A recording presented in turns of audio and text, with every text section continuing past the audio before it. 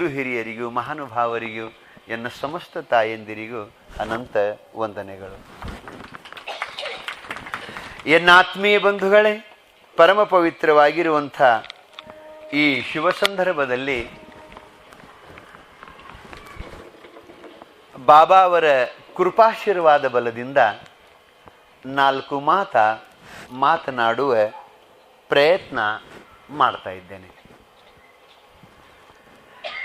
ಇವತ್ತು ನಿಮಗೆಲ್ಲ ಹೇಳಬೇಕಾದಂಥ ಒಂದು ಚಿಂತನೆಯ ವಿಷಯ ಯಾವುದು ಅಂತ ಕೇಳಿದರೆ,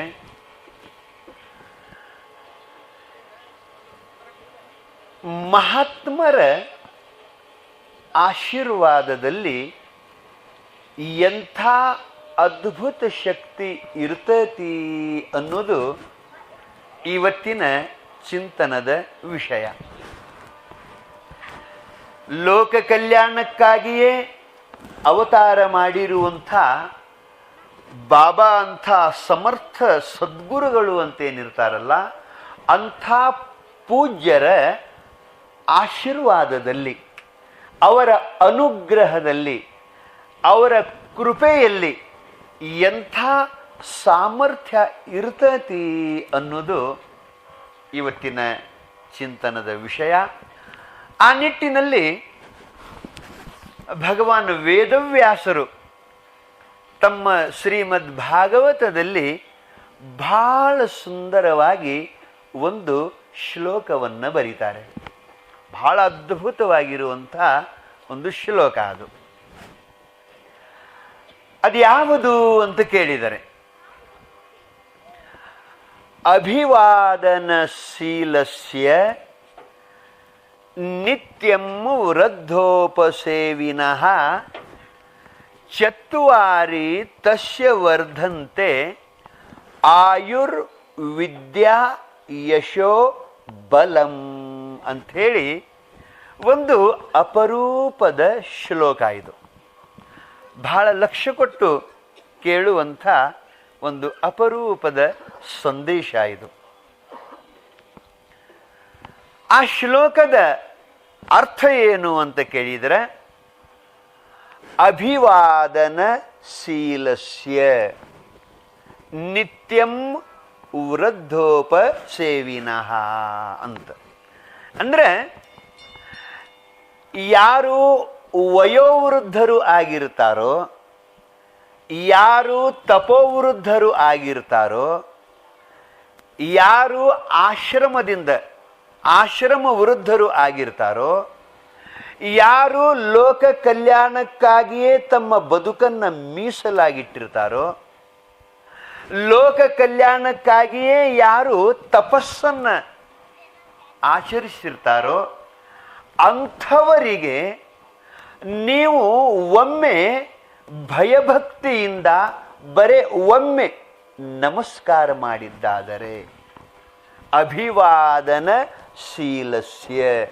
ನೀವು ಒಮ್ಮೆ ಭಯಭಕ್ತಿಯಿಂದ ಆ ಮಹಾತ್ಮನಿಗೆ ನಮಸ್ಕಾರ ಮಾಡಿದ್ದಾದರೆ, ಬರೇ ನಮಸ್ಕಾರ ಅಲ್ಲ, ಅವಕಾಶ ಸಿಕ್ತು ಅಂತಂದ್ರೆ ಮನಮುಟ್ಟಿ ಆ ಮಹಾತ್ಮನ ಸೇವಾ ನೀವು ಮಾಡಿದ್ದಾದರೆ, ಅವರ ಅನುಗ್ರಹದಿಂದ 4 ವಸ್ತುಗಳು ಪ್ರಾಪ್ತಿ ಆಕ್ಕವು ಅಂತ ಬರೀತಾರೆ. ಚತ್ವಾರಿ ತಸ್ಯ ವರ್ಧಂತೆ, 4 ವಸ್ತುಗಳು ಅವನಲ್ಲಿ ಬೆಳವಣಿಗೆ ಆಗ್ತಾವಂತ. 4 ವಸ್ತುಗಳು ಆ ಮಹಾತ್ಮನ ಆಶೀರ್ವಾದದಿಂದ ಅವನಿಗೆ ಪ್ರಾಪ್ತಿ ಆಕ್ಕವಂತ. ಅವು 4 ವಸ್ತುಗಳು ಯಾವುವು ಅಂತ ಕೇಳಿದರೆ, ಆಯುಹು ಒಂದು, ಆಯುಷ್ಯದ ಅಭಿವೃದ್ಧಿ. ನಾವು ನಮ್ಮ ಪ್ರಾರಬ್ಧ ಕರ್ಮಕ್ಕನುಸಾರವಾಗಿ ಎಷ್ಟು ಆಯುಷ್ಯ ಪಡ್ಕೊಂಡು ಬಂದಿರ್ತೀವೋ ಅದು ಅಧಿಕೃತವಾಗಿ ಇದ್ದೇ ಇರ್ತೈತಿ. ಅದರ ಜೊತೆಗೆ ಆ ಮಹಾತ್ಮನ ಆಶೀರ್ವಾದದಿಂದ, ಆ ಮಹಾತ್ಮನ ತಪೋಬಲದಿಂದ ಅವ ಅನುಗ್ರಹ ಮಾಡಿದ್ದೇ ಆದರೆ ಆಯುಷ್ಯದ ಅಭಿವೃದ್ಧಿ ಆಗ್ತತಿ ಅನ್ನೋದು ಇದೊಂದು. ಆಯುಹು ಆಯುಹು. ಆ ಬಳಿಕ ಎರಡನೇದ್ದು ಯಾವುದು ಅಂತ ಕೇಳಿದ್ರೆ ಆಯುಹು ವಿದ್ಯಾ ಯಶೋಬಲಂ ಅಂತ. ಎರಡನೇದ್ದು ವಿದ್ಯೆ. ಅದು ಯಾವ ವಿದ್ಯಾ ಅಂತ ನೀವು ಬಹಳ ಲಕ್ಷ್ಯ ಕೊಟ್ಟು ಕೇಳಬೇಕು. ಯಾವ ವಿದ್ಯಾ ಅಂತ ಕೇಳಿದ್ರೆ ಯಾವ ವಿದ್ಯೆಯಿಂದ ನಮ್ಮ ಅವಿದ್ಯೆ ನಿವೃತ್ತಿ ಆಗ್ತದನೋ, ಯಾವ ವಿದ್ಯೆಯಿಂದ ನಮಗ ಅತ್ಯಂತ ದುಃಖದ ನಿವೃತ್ತಿ ಪರಮಾನಂದದ ಪ್ರಾಪ್ತಿ ಆಗ್ತದನೋ, ಯಾವ ವಿದ್ಯಾಕ ಶಾಸ್ತ್ರಗಳಲ್ಲಿ ಬ್ರಹ್ಮವಿದ್ಯಾ ಅಂತ ಕರೆದುಕೊಂಡು ಬಂದಾರೋ ಆ ವಿದ್ಯಾ ಅನಾಯಾಸವಾಗಿ ಆ ಪುಣ್ಯಾತ್ಮನಿಗೆ ಪ್ರಾಪ್ತಿ ಆಕ್ಕತಿ ಅಂತ ಬರೀತಾರೆ. ಇದು ಎರಡನೇದು. ಆ ಬಳಿಕ ಮೂರನೇದ್ದೇನು ಅಂತ ಕೇಳಿದ್ರೆ ಯಶಃ. ಅಂದ್ರೆ ಅವ ಕೈಕೊಂಡ ಕಾರ್ಯದಲ್ಲಿ ಯಶವನ್ನ ಹೊಂತಾನು. ಯಾವ ವಿಘ್ನಗಳು ಅವನಿಗೆ ಬರಂಗಿಲ್ಲ, ನಿರ್ವಿಘ್ನವಾಗಿ ಅವನ ಕಾರ್ಯ ಪರಿಸಮಾಪ್ತಿ ಆಗ್ತೈತಿ. ಅವ ಹಿಡಿದ ಕಾರ್ಯದೊಳಗೆ ಯಶವನ್ನ ಕಾಣ್ತಾನೋ ಅಂತ ಬರೀತಾರೆ. ಇದು ಮೂರನೇದು. ಆ ಬಳಿಕ ನಾಲ್ಕನೇದ್ದು ಅವನಿಗೆ ಬಲ. ಯಾವ ಬಲ ಅಂತ ಕೇಳಿದ್ರೆ ಅವನಿಗೆ ಅವಶ್ಯಕತೆ ಇತ್ತು ಅಂತಂದ್ರೆ ಧನಬಲ, ಜನಬಲ, ಆರೋಗ್ಯದ ಬಲ, ಆತ್ಮಬಲ ಅಂತೇನಂತೀವಲ್ಲ, ಆ ಎಲ್ಲ ಬಲಗಳು ಆ ಮಹಾತ್ಮನ ಆಶೀರ್ವಾದದಿಂದ ಅವನಿಗೆ ಪ್ರಾಪ್ತಿ ಆಗ್ತಾವು ಅಂತ ಬರೀತಾರೆ ಭಗವಾನ್ ವೇದವ್ಯಾಸರು. ಎಷ್ಟು ಅದ್ಭುತ ಅದ ನೋಡ್ರಿ. ನೀವು ಬಾಬಾ ಅಂಥ ಮಹಾತ್ಮರಿಗೆ ನೀವು ಅವರಿದ್ದಾಗಲ್ಲ, ಅದಾರು ಅನ್ನುವ ಸದ್ಭಾವನೆಯಿಂದ ಕೂಡಿಕೊಂಡು ನೀವು ಬರೀ ಒಮ್ಮೆ ನಮಸ್ಕಾರ ಮಾಡಿದ್ದಾದರೆ, ಅದರ ಜೊತೆಗೆ ನೀವು ಮನಮುಟ್ಟಿ ತನು ಮನ ಧನ ಸಮರ್ಪಿಸಿ ಸೇವಾ ಮಾಡಿದ್ದಾದರೆ ಇವು ನಾಲ್ಕು ವಸ್ತುಗಳು ಆ ಭಗವಂತನ ಆ ಗುರುದೇವನ ಅನುಗ್ರಹದಿಂದ ಪ್ರಾಪ್ತಿ ಆಕಾವು. ಆಯುರ್ ವಿದ್ಯಾ ಯಶೋ ಬಲಂ ಅಂತ ಹೇಳ್ಕೊಂಡು ಬರ್ತಾರೆ. ಈಗ ಇಷ್ಟು ಹೇಳಿದ ಬಳಿಕ ಈ ಮಾತು ಖರೇನೋ ಸುಳ್ಳು ಅಂತ ಇನ್ನು ನಾವು ಚಿಕಿತ್ಸೆ ಮಾಡ್ಬೇಕಲ್ರಿ. ದೊಡ್ಡವರು ಹೇಳ್ಯಾರಂತ ಸುಮ್ಮನ ಹೂ ಅಂದು ಬಿಡುವುದೋ, ಏನಾದರೂ ಇದಕ್ಕೆ ಪ್ರಮಾಣ, ಇದಕ್ಕೇನಾದರೂ ಒಂದು ಆಧಾರ, ಇದು ಆಗುವುದು ಖರೆ ಅನ್ನೋದು ನಮಗೆ ಮನವರಿಕೆ ಆಗಬೇಕಲ್ಲ ಅಂತ ನೀವು ಯಾರಾದರೂ ಪ್ರಶ್ನೆ ಮಾಡಿದಿರಿ ಅಂತಂದ್ರೆ ಅದಕ್ಕೆ ಆಧಾರಗಳನ್ನು ಕೂಡ ನಿಮಗೆ ಸಾಕಷ್ಟು ಕೊಡ್ಲಕ್ಕೆ ಸಾಧ್ಯ ಅದ. ಪೌರಾಣಿಕ ದೃಷ್ಟಿಯಿಂದ, ಐತಿಹಾಸಿಕ ದೃಷ್ಟಿಯಿಂದ ಮತ್ತು ವರ್ತಮಾನ ಕಾಲದೊಳಗೂ ಕೂಡ ಅವುಗಳನ್ನು ಈ ಮಾತು ಖರೆ ಅನ್ನೋದಕ್ಕೆ ನಿಮಗೆ ಸಾಕಷ್ಟು ಪ್ರಮಾಣಗಳನ್ನು ಕೊಡ್ಲಕ್ಕೆ ಸಾಧ್ಯ ಅದ. ಈಗ ನೋಡ್ರಿ, ಆಯುಷ್ಯ ಅನ್ನೋದು ಮೊದಲೆದ್ದು. ಈಗ ಪ್ರಾರಬ್ಧ ಕರ್ಮಾನುಸಾರವಾಗಿ ಅದು ಆಯುಷ್ಯದ ನಿರ್ಣಯನೂ ಆಗಿರ್ತೈತಿ. ನಾವು ಎಷ್ಟು ದಿವಸ ಬದುಕಬೇಕು ಅನ್ನೋದು ಅದೊಂದು ವ್ಯವಸ್ಥೆ ಅದ. ಅದು ಮತ್ತೆ ಪ್ರಸಂಗ ಬಂದಾಗ ಅದರ ಬಗ್ಗೆ ವಿಶಾಲವಾಗಿ ಹೇಳೋಣಂತ. ಆಯುಷ್ಯದ ಒಮ್ಮೆ ನಿರ್ಣಯ ಆಗಿರ್ತೈತಿ. ಆ ಆಯುಷ್ಯದ ನಿರ್ಣಯ ಆದ ಬಳಿಕ ನಮಗೇನು ಗೊತ್ತದ ಅಂತ ಕೇಳಿದರೆ ಅದಕ್ಕಿಂತಲೂ ಹೆಚ್ಚಿಗೆ ಆಯುಷ್ಯ ಪ್ರಾಪ್ತಿ ಆಕ್ಕತಿ ಅಂತಂದ್ರೆ ಇದು ಹೆಂಗಿದು? ಪ್ರಾರಬ್ಧ ಕರ್ಮಕ್ಕನುಸಾರವಾಗಿ ನಾವು ಪಡ್ಕೊಂಡು ಬಂದಿರುವಂಥ ಆಯುಷ್ಯಕ್ಕಿಂತಲೂ ಮಿಗಿಲಾಗಿ ನಾವು ಆಯುಷ್ಯ ಆ ಮಹಾತ್ಮನ ಆಶೀರ್ವಾದದಿಂದ ಪಡಿಲಕ್ಕೆ ಸಾಧ್ಯ ಅತಿ ಅಂತಂತೀರಲ್ಲ, ಇದು ಹೆಂಗೆ ಅನ್ನುವಂಥ ಒಂದು ಬಹಳ ದೊಡ್ಡ ಸಂಶಯ ಬಂದರೆ ಅದಕ್ಕೆ ಒಂದು ಪೌರಾಣಿಕ ದೃಷ್ಟಿಯಿಂದ ಒಂದು ಮೊದಲನೇದು ಒಂದು ನಿಮಗೆ ಸಮಾಧಾನ ಹೇಳಬೇಕಂತಂದ್ರೆ, ಈಗ ಮಾರ್ಕಂಡೇಯ ಅಂಥೇಳಿ, ಮಾರ್ಕಂಡೇಯ ಅವ ಅಧಿಕೃತ ಪಡ್ಕೊಂಡು ಬಂದಿರುವಂಥ ಆಯುಷ್ಯ 16 ವರ್ಷ ಅಂಥೇಳಿ. ಆ 16 ವರ್ಷ ಮುಗಿದ ಬಳಿಕ ಯಮಧರ್ಮರಾಯ ಬಂದು ಅವನು ಪ್ರಾಣ ತಗೋಬೇಕು ಅಂಥೇಳಿ ಅವ ತನ್ನ ಪಾಶವನ್ನು ಒಗಿತಾನೋ ಆವಾಗ ಮಾರ್ಕಂಡೇಯ ಲಿಂಗ ಪೂಜಾ ಮಾಡ್ಕೋತ ಕೂತ ಸಮಯದೊಳಗೆ ಲಿಂಗವನ್ನು ಅವ ಅಪ್ಕೋತಾನೋ ಆವಾಗ ಅಲ್ಲೇ ಆ ಪಾಶವನ್ನು ಒಗೆದಾಗ ಅವನಿಗೆ ಮತ್ತು ಆ ಲಿಂಗಕ್ಕೆ ಕೂಡೆ ಬಿತ್ತು ಅಂತ ನಾವು ಕಾಣ್ತೀವಿ. ಆವಾಗ ಪರಮಾತ್ಮ ಅಲ್ಲೇ ಸಗುಣ ಸಾಕಾರನಾಗಿ ಪ್ರಕಟನಾಗಿ ತ್ರಿಶೂಲನಿಂದ ತಿಮದ ಅಂತ ನಾವು ಕಥೆಯನ್ನು ಕೇಳ್ತೀವಿ. ಇನ್ನು ಸ್ವಲ್ಪ ಗದ್ದಲ ಮಾಡಕತ್ತಾನೆ, ಹೌದಲ್ರಿ? ತ್ರಿಶೂಲಲ್ಲೇ ಪರಮಾತ್ಮ ತಿಮದ ಅಂತ ನಾವು ಕಥೆಯನ್ನ ನೋಡಿವಿ.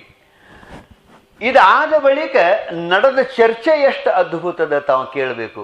ಶಿವ ಬಂದು ತ್ರಿಶೂಲಲ್ಲೇ ತಿಮದ ಅಂತೀವಲ್ಲ, ಆವಾಗ ಯಮಧರ್ಮರಾಯ ಸುಮ್ಮಾಗಲಿಲ್ಲ, ಪ್ರಶ್ನೆ ಮಾಡ್ತಾನೆ. ಹೇ ಶಿವನೇ, ಹೇ ಪರಮಾತ್ಮ, ನಾ ಏನು ತಪ್ಪು ಮಾಡೇನಿ ಅಂತ ಹೇಳಿ ನೀ ತ್ರಿಶೂಲೆ ತಿಮದಿ? ನಾನು ಆಯುಷ್ಯ ಮುಗಿಯುವುದಕ್ಕಿಂತ ಮುಂಚೆ ಬಂದು ಪ್ರಾಣ ತಕ್ಕೊಂಡಿದ್ರೆ ನಾನು ಅಪರಾಧಿ. ಆಯುಷ್ಯ ಮುಗಿದ ಬಳಿಕ ಬಹಳ ತಡ ಮಾಡಿ ಬಂದು ಅವನು ಪ್ರಾಣ ತಕ್ಕೊಂಡಿದ್ನಿ ಅಂತಂದ್ರೆ ನಾನು ಅಪರಾಧಿ. ನೀ ಶಿಕ್ಷಾ ಕೊಡು. ನಾನು ನೀ ಕೊಟ್ಟಿರುವಂತ ಅಧಿಕೃತವಾದ 16 ವರ್ಷದ ಆಯುಷ್ಯ ಏನಿತ್ತಲ್ಲ, ಅದು ಕೊನೆ ಶ್ವಾಸಿಗೆ ಯಾವಾಗ ಮುಗಿತತಿ ಅನ್ನೋದನ್ನ ನಿರೀಕ್ಷಣೆ ಮಾಡ್ಕೋತ ಕೂತವ ನಾನು. ಯಾವಾಗ ಕೊನೆ ಶ್ವಾಸ ಅವ ಎಳೆದೋ ಆವಾಗ ನಾನು ಪಾಶ ಒಗದನಿ. ನಾ ಏನು ತಪ್ಪು ಮಾಡೀನಿ ಅಂತ ನಿತ್ಯವದಿ ನನಗೆ ಹೇಳಬೇಕು ನೀನು ಅಂತ ಯಮಧರ್ಮರಾಯ ಕೇಳ್ತಾನೆ. ಆವಾಗ ಶಿವ ಹೇಳಿರುವಂಥ ಅದ್ಭುತ ಮಾತು ತಾವೆಲ್ಲ ಕೇಳಬೇಕು. ಏನಿಲ್ಲಪ್ಪ, ನೀ ತಪ್ಪು ಮಾಡಿ ಅಂತಲ್ಲ, ನಾ ಸ್ವಲ್ಪ ತಡ ಮಾಡಿದ್ನಿ ಅಂತಂದ್ರೆ ನಮ್ಮಿಬ್ಬರಿಂದ ಒಂದು ದೊಡ್ಡ ಅಪರಾಧ ಆಗ್ತಿತ್ತು, ಅದಕ್ಕೆ ನಾ ಬಂದು ತಿಮದ್ನಿ ಅಂತ ನಾವು ರಹಸ್ಯ ಹೇಳ್ತಾನೆ. ನೋಡು, ನಾನು 16 ವರ್ಷ ಆಯುಷ್ಯ ಕೊಟ್ಟಿದ್ದು, ಅದು ಮುಗಿದ ಬಳಿಕ ನೀ ಬಂದಿ. ಇದ್ರಾಗೇನಿಲ್ಲ, ಇನ್ನೊಂದು ಗುಟ್ಟಿನ ಮಾತೈತಿಲ್ಲೇ, ಕೇಳ ನೀನು. ಈ ಮಾರ್ಕಂಡೇಯನ ತಂದೆ ಮುರ್ಕುಂಡ ಋಷಿ ಏನು ಮಾಡಿದ ಅಂತ ಕೇಳಿದ್ರೆ ಅವನು ಒಬ್ಬನಿಗೆ ಗೊತ್ತಿತ್ತು 16 ವರ್ಷದ ಮಗು ಅನ್ನೋದು, ಆಯುಷ್ಯುಳ್ಳವ ಅನ್ನೋದು. ಆ ಮಗನಿಗೆ ಏನು ಹೇಳಿದ್ದ, ಕಂದ, ನಿನಗೆಲ್ಲಾದರೂ ಮಹಾತ್ಮರು, ಸಾಧುಗಳು, ಸಂತರು, ಶರಣರು ಭೇಟಿ ಆದ್ರು ಅಂತಂದ್ರೆ ಅವರಿಗೆ ನೀ ಮೊಟ್ಟ ಮೊದಲಿಗೆ ದಂಡವತ್ತ ಪ್ರಣಾಮ ಮಾಡಬೇಕು. ಅವಕಾಶ ಸಿಕ್ತು ಅಂತಂದ್ರೆ ಮನಮುಟ್ಟಿ ನೀ ಸೇವಾ ಮಾಡಬೇಕು. ಇದನ್ನು ಯಾವ ಕಾಲಕ್ಕೂ ಮರಿಬೇಡ ಅಂತ ತಂದೆ ಹೇಳಿದ್ದ.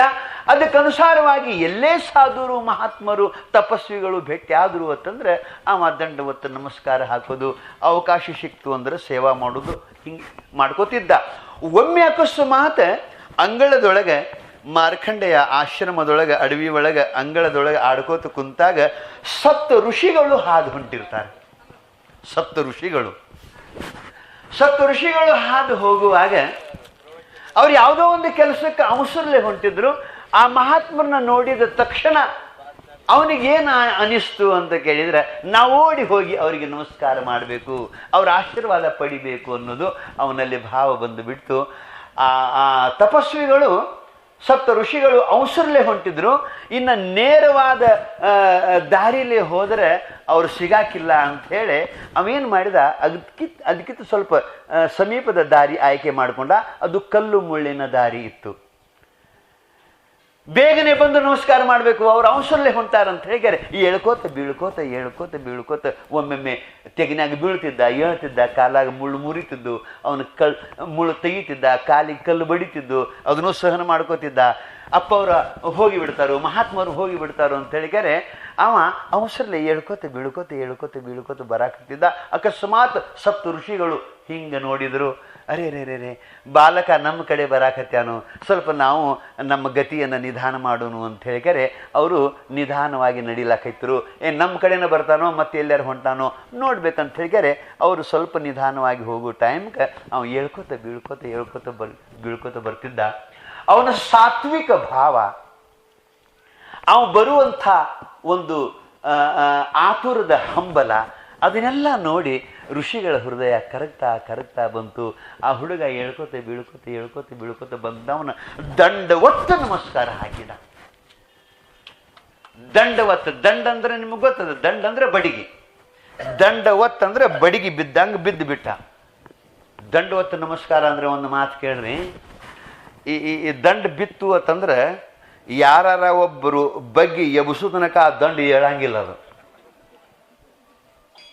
ಮತ್ತು ದಂಡ ಹೇಳ್ತಿದ್ರು ತಾನ ದಂಡ ಏಯ್ತು ಅಂತಂದ್ರೆ ಯಾವ ನಿಂದ್ರಂಗಿಲ್ಲ, ಇಲ್ಲಿ ಓಡಿ ಹೋಗ್ತಿರ್ತಾನೆ. ದಂಡವತ್ತು ನಮಸ್ಕಾರ ಅಂದ್ರೆ ದಂಡ ಬಿದ್ದಂಗೆ ಬಿದ್ದು ಬಿಡುದು. ಯಾರಾದರೂ ಬಗ್ಗೆ ಎಬಿಸಿದಾಗನ ಆ ದಂಡ ಹೆಂಗೆ ಹೇಳ್ತೈತೋ ಹಂಗ ಆ ದಂಡವತ್ತು ನಮಸ್ಕಾರ ಹಾಕಿದ ಮಾರ್ಕಂಡೇಯ. ಸಪ್ತ ಋಷಿಗಳು ನೋಡಿದ್ರು, ಆ ಹುಡುಗ ಓಡ್ತಾ ಬರುವುದು ನೋಡಿದ್ರು, ಅವನು ಸಾತ್ವಿಕ ಭಾವ ನೋಡಿದ್ರು, ಕಲ್ಲಾಗ ಮುಳ್ಳಾಗ ಬರಾಕ್ ಹತ್ತಿದ್ದು ನೋಡಿದ್ರು. ಬಂದ ಬಳಿಕ ದಂಡವತ್ತು ನಮಸ್ಕಾರ ಹಾಕಿದವ ಏಳವಲ್ಲ. ಈ ಎಲ್ಲ ಭಾವ ನೋಡಿದ ಕೂಡಲೇ, ಈ ಎಲ್ಲ ಸಾತ್ವಿಕ ಕಲೆಗಳನ್ನು ನೋಡಿದ ಕೂಡಲೇ ಅವರಿಗೂ ಗೊತ್ತಾಗ್ಲಾರ್ದಂಗ ಸಪ್ತ ಋಷಿಗಳ ಬಾಯಿಲೆ ಶತಾಯುಷ್ಯಮಾನ ಭವ ಅಂತ ಆಶೀರ್ವಾದ ಬಂದ್ಬಿಡ್ತು. ಶತಾಯುಷ್ಯಮಾನ ಭವ, 100 ವರ್ಷ ಆಯುಷ್ಯ ಉಳ್ಳವನಾಗು ಅಂತ ಬಂದುಬಿಡ್ತು. ನೆನಪಿಟ್ಟುಕೋರಿ, ಯಾವಾರ ಒಬ್ಬ ಮಹಾತ್ಮ ತಪಸ್ವಿ ಏನಾದ್ರೂ ಒಂದು ಸಂಕಲ್ಪ ಮಾಡಿ ಅವ ಏನಾದ್ರೂ ಒಂದು ಆಶೀರ್ವಾದ ಮಾಡಿದ ಅಂತಂದ್ರೆ ಅದು ವಜ್ರಲಿಪಿಯಾಗಿ ಸುಳ್ಳಾಗಂಗಿಲ್ಲ. ಇದು ನಿಯಮದ, ಇದು ಭಗವಂತನ ನೇಮದ. ಅದಕ್ಕೆ ಯಾವಾಗ ಶತಾಯುಷ್ಯಮಾನ ಭವ ಅಂತ ಅವರು ಆಶೀರ್ವಾದ ಮಾಡಿದರು. ಆ ಬಳಿಕ ಅವರೇ ಎಬಸ್ತಾರೋ, ಅವನ ಮುಖದ ಮೇಲೆ ಅವನ ತಲೆ ಮೇಲೆ ಕೈಯಾಡಿಸ್ತಾರೋ, ಆ ಹುಡುಗನ ಸಾತ್ವಿಕ ಕಳೆಯನ್ನು ನೋಡ್ತಾರೋ. ಯಾಕಡೆ ಬಂದಿದ್ದೀಪ್ಪ ಅಂತೇಳಿ, ನಿಮಗೆ ಭೇಟಿಯಾಗಕ್ಕೆ ಬಂದೀನ್ರಿ, ನಿಮಗೆ ನಮಸ್ಕಾರ ಮಾಡಕ್ಕೆ ಬಂದೀನ್ರಿ, ಇನ್ನು ಮುಗೀತ್ರಿ ನಾ ಹೋಗ್ಕೊಂಡಂತ ಹೋಗಿಬಿಟ್ಟವ. ಅದಕ್ಕೆ ಶಿವ ಅಂತಾನು, ನಾ ಕೊಟ್ಟಿದ್ದು 16 ವರ್ಷ ಆಯುಷ್ಯ ಮುಗಿದ ಬಳಿಕ ನೀ ಬಂದು ಇಲ್ಲಿ ಇನ್ನು ಮಹಾತ್ಮರು ಕೊಟ್ಟಿರುವಂತ 100 ವರ್ಷ ಆಯುಷ್ಯ ಇನ್ನು ಶುರು ಆತು. ನಾ ಕೊಟ್ಟಿದ್ದು 16 ಮುಗಿದು ನೀ ಬಂದಿ, ಖರೆ ಆ ಮಹಾತ್ಮರು ಆಶೀರ್ವಾದ ಮಾಡ್ಯಾರಲ್ಲ. ಅದಕ್ಕೆ ಶಿವ ಹೇಳ್ತಾನೋ, ಯಾರಾದರೂ ತಪಸ್ವಿಗಳು ತಮ್ಮ ಪುಣ್ಯದ ಫಲವನ್ನ, ತಪಸ್ಸಿನ ಫಲವನ್ನ ಧಾರೆ ಎರೆದು ಯಾರಿಗಾದರೂ ಆಶೀರ್ವಾದ ಮಾಡಿದ್ರು ಅಂತಂದ್ರೆ ಆ ಆಶೀರ್ವಾದ ಸುಳ್ಳಾಗಲಾರ್ದಂಗ ನೋಡ್ಕೊಳ್ಳೋದು ನನ್ನ ಕೆಲಸ. ಶಿವ ಹೇಳ್ತಾನೆ, ಮಹಾತ್ಮರ ಆಶೀರ್ವಾದ ಸುಳ್ಳಾಗಲಾರ್ದಂಗೆ ನೋಡ್ಕೊಳ್ಳೋದು ನನ್ನ ಕೆಲಸ. ಮಹಾತ್ಮರ ಆಶೀರ್ವಾದ ಸುಳ್ಳಾಯಿತು ಅಂತಂದ್ರೆ ಜನ ಆಸ್ತಿಕರ ಆಗೋದು ಹೋಗಿ ನಾಸ್ತಿಕರಾಗಿ ಬಿಡ್ತಾರೋ, ಯಾರ ಮ್ಯಾಲೆ ವಿಶ್ವಾಸ ಇಲ್ಲಾಗಿ ಬಿಡ್ತೈತಿ. ಅದಕ್ಕೆ ನನ್ನ ಮ್ಯಾಲೆ ವಿಶ್ವಾಸ ಇರಲಿ, ಬೇಕಾದ್ರೆ ಬಿಡ್ಲಿ, ಮಹಾತ್ಮರ ಮ್ಯಾಲೆ ಅವರ ಆಶೀರ್ವಾದ ಅವರ ವಿಶ್ವಾಸ ಇರಲಿ. ಅದಕ್ಕೆ ಅವ್ರ ಮಾತನ್ನ ಸುಳ್ಳು ಆಗಲಾರ್ದಂಗೆ ನೋಡ್ಕೋತನು. ಅದಕ್ಕೆ ಓಡಿ ಬಂದು ನಾನು ನಿನ್ನ ತಿಮ್ಮದ್ನಿ ಅಂತ. ಮತ್ತು ಆವತ್ತು ತಾಕೀದು ಮಾಡ್ಯಾನ್ರಿ ಯಮಧರ್ಮರಾಯ. ಶಿವ ಯಮಧರ್ಮರಾಯನಿಗೆ ಏನು ಮಾಡ್ಯಾನಂದ್ರೆ, ಇನ್ನೊಮ್ಮೆ ಯಾರ್ದಾರ ಪ್ರಾಣ ತಗೊಳ್ಳುವಾಗ ಹಂಗೆ ಎಕ್ದಮ್ ಹೋಗಿ ಅವಸರಲೆ ತೊಗೊಳಕ್ಕೆ ಹೋಗಬೇಡ, ಮಹಾತ್ಮರದ ಆಶೀರ್ವಾದ ಅದು ಪಡೆದಾನೇನು ನೋಡ್ಕೊಂಡು ಕ್ಯಾರೆ ನೀ ಪ್ರಾಣ ತಕ್ಕೋ ಅಂದಂತ. ಅಂದಿನಿಂದ ಅವ ಬರೋಬ್ಬರಿ ಡ್ಯೂಟಿ ಮಾಡಾಕತ್ಯಾನ್ರಿ. ಅದಕ್ಕೆ ನಾ ಏನು ಈ ಹೇಳಬೇಕಾಗಿತ್ತಂದ್ರೆ, ಆಯುಷ್ಯ ಹೆಚ್ಚು ಆಕೈತಿ ಅನ್ನೋದು ಖರೇನೋ ಸುಳ್ಳೋ ಅಂದ್ರೆ ಅದು ಖರೇನೆ. ಹೆಂಗೆ ಅಂತ ಕೇಳಿದ್ರೆ, ಮಾರ್ಕಂಡೇಯನದ ಆತಲ್ಲ. ಮತ್ತು ನೀವು ಹಿಂಗೆ ಅಂದಿರಿ, ಏನು ಮಾರ್ಕಂಡ್ಯ ಎಂದಾಗಿ ಹೋಗ್ಯಾನೋ, ಎಂದಿನ ಸುದ್ದಿ, ಅಂದಿನ ಮಾತ ಇಂದು ಹೇಳಿ ನಮಗೆ ಸಮಾಧಾನ ಮಾಡ್ರೆ ನಾವೇನು ಹ್ಞೂ ಅನ್ನಂಗಿಲ್ಲ ಅಂದಿರಿ. ಅಂದ್ರೆ ನಾವೇನು ಈ ಪುರಾಣದ ಕಥೆಗಳು ನಾವೇನು ಈಗ ವೈಜ್ಞಾನಿಕ ಯುಗದೊಳಗೆ ನಾವೇನು ಒಪ್ಪಂಗಿಲ್ಲ ಅಂದಿರಿ. ಅಂದ್ರೆ ಮಾರ್ಕಂಡೇನ ನಾವು ನೋಡಿಲ್ಲ, ನಾವು ನೋಡಿಲ್ಲ, ನಮ್ಮನ್ನು ಅವು ನೋಡಿಲ್ಲ, ಎಂದು ಬರೆದಿಟ್ಟಾರೋ ಏನೋ ಅಂದ್ರಿ. ಅಂದ್ರೆ ಹಂಗಾರೆ ಅದನ್ನು ಬಿಡ್ರಿ. ಈಗ ಇಲ್ಲೇ ನಿಮ್ಮ ಹುಬ್ಬಳ್ಳಿ ಒಳಗೆ ಜಗದ್ಗುರು ಸಿದ್ಧಾರೂಢರು ಅಂತ ಆಗಿ ಹೋಗಿದಾರೋ, ಇದರ ನಿಮಗೆ ಗೊತ್ತದ. ಬಹಳ ದಿವಸ ಏನಾಗಿಲ್ಲ, ಅವರು ಶರೀರ ಬಿಟ್ಟಿದ್ದು 1929ನೇ ಇಸ್ವಿ ಒಳಗೆ. ಅಂದ್ರೆ ಬಹಳ ದಿವಸ ಆಗಿಲ್ಲ. ಅವರ ಶಿಷ್ಯ ಒಬ್ಬಿದ್ದ. ಅಂಥವು ಬಹಳ ಲೀಲೆಗಳಾಗ್ಯಾವ. ಸುಮ್ಮ ಉದಾಹರಣೆಗೆ ನಿಮಗೊಂದು ಹೇಳ್ತಾನು. ಹಂಗೆ ಬಾಬಾ ಅವರು ಕೂಡ ಭಾಳ ಮಂದಿಯ ದೈವವನ್ನು ಬದಲಿ ಮಾಡ್ಯಾರು, ಆಯುಷ್ಯವನ್ನು ವೃದ್ಧಿ ಮಾಡ್ಯಾರ. ಹುಬ್ಬಳ್ಳಿ ಸಿದ್ಧಾರೂಢರ ಶಿಷ್ಯ ಒಬ್ಬ, ಅದು ಮಿಸ್ರಿಕೋಟಿ ಬಡಿಯಾರ ಕಾಳಪ್ಪ ಅಂತ ಇದ್ದ.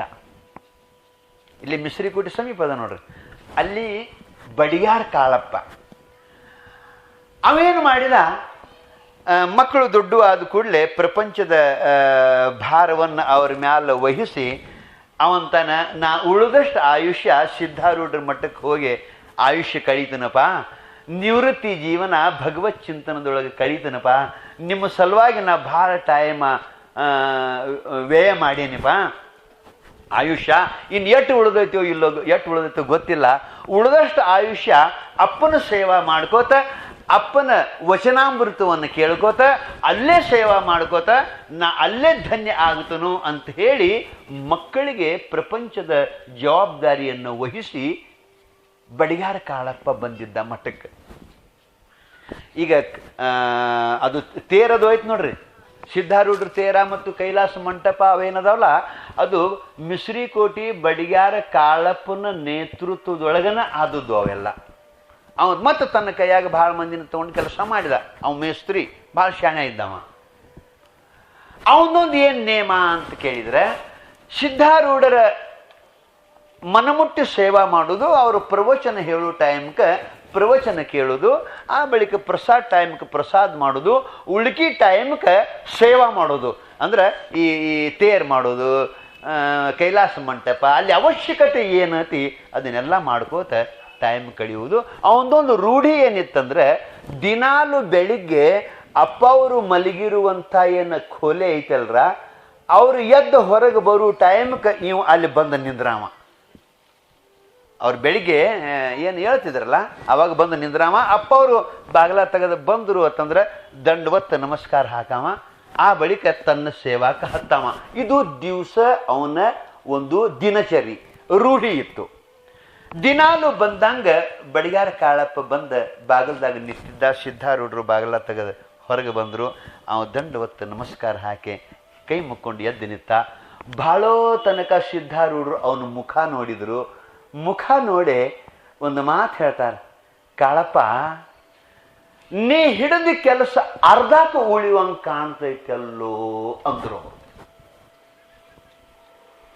ನೀ ಹಿಡಿದ ಕೆಲಸ ಅರ್ಧಕ್ಕೆ ಉಳಿಯುವಂಗೆ ಕಾಣ್ತೈತಲ್ಲೋ ಅಂತಂದ್ರು. ಪಕ್ಕಾ ಗುರುವಿನ ಮಗಾರಿ ಅವ ಇದೊಂದು ಮಾತಿನ್ಯಾಗ ತಿಳ್ಕೊಂಡು ಬಿಟ್ಟ, ನನ್ನ ಆಯುಷ್ಯ ಮುಗದೈತಿ, ನನಗೆ ಮರಣ ಬಂದೈತಿ ಅದು ತಿಳ್ಕೊಂಡ. ಅದಕ್ಕೆ ಅಂಜಲಿರಿ, ಶಿಷ್ಯ ಗುರುಪುತ್ರ ಮರಣಕ್ಕೆ ಅಂಜಂಗಿಲ್ಲ. ಅವ ಗುರುಪುತ್ರ ಗುರುವಿನ ಮಗ ಏನಿರ್ತಾನಲ್ಲ, ನಿಜವಾದ ತತ್ವಜ್ಞಾನಿಯ ಗುರುವಿನ ಮಗ ಏನಿರ್ತಾನಲ್ಲ, ಅವ ಜನನ ಮರಣಗಳು ದೇಹಕ್ಕದಾವೆ ಹೊರತು ನನಗಿಲ್ಲ ಅಂತ ತಿಳ್ಕೊಂಡಿರ್ತಾನ. ಇದು ಜ್ಞಾನಿಯ ಲಕ್ಷಣ ಇದು. ಅದಕ್ಕೆ ಅವಂದ ಎರೆ ಹಿಂಗಾತಯಪ್ಪ, ಮತ್ತು ನಾ ಸೇವಾ ಮಾಡ್ಬೇಕಂತ ಬಂದೀನಿಪ್ಪ, ಮತ್ತು ಸೇವಾ ಮಾಡಾಕ ಹತ್ತಿದ್ನಿ, ಮತ್ತು ಕೆಲಸ ಅರ್ಧಾಕ ಉಳಿವಂಗೆ ಕಾಣ್ತೈತಲ್ಲ ಅಂತ ನೀನ ಅತಿ ಅಂತಂದ್ರೆ ಇನ್ನು ಉಳಿದ್ರೆ ಉಳಿವಲ್ತಕ್ಕ ನಾರ ಏನು ಮಾಡಲಿ, ಸೇವಾ ಮಾಡಕ್ಕೆ ಬಂದವ ಸೇವಾ ಮಾಡೀನಿ, ಇನ್ನು ಕೆಲಸ ಉಳಿತೈತೆ ಅಂದ್ರೆ ಉಳಿಲಿ, ನಾರ ಏನು ಮಾಡಲಿ ಅಂತ ಅಂದವ.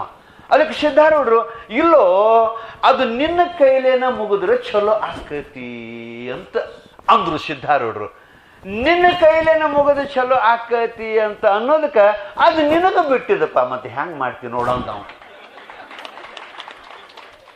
ಅದು ನಿನಗೆ ಬಿಟ್ಟಿದ್ದಪ್ಪ, ಹೆಂಗೆ ಮಾಡ್ತೀನಿ ನೋಡು ಅಂದ್ಕೊಳ್ಳಿ. ಏನಿಲ್ಲೋ ನೀವು ಬಡಿಗಾರು, ನೀವು ಭಾಳ ಬೆರಿಕಿ, ಒಮ್ಮೆ ಹಿಡಿದ ಕೆಲಸ ಮತ್ತೊಬ್ಬ ಬಂದು ಮಾಡ್ರೆ ಅದು ಹತ್ತಂಗ ಇಲ್ಲ, ನೀವು ಭಾಳ ಬೆರಿಕಿ ಮಂದಿ, ಅದಕ್ಕೆ ಅದು ನಿನ್ನ ಕೈಲೇನ ಮುಗಿದ್ರೆ ಚಲೋ ಆಗತಿ. ಆತಪ್ಪ ಇನ್ನೊಂದು 20 ವರ್ಷ ಆಯುಷ್ಯ ನಿಂದು ಹೆಚ್ಚು ಮಾಡೋನು, ಹೋಗಿ ಕೆಲಸ ಮಾಡಿ ಹೋಗಿ ಅಂದ್ಬಿಟ್ರು.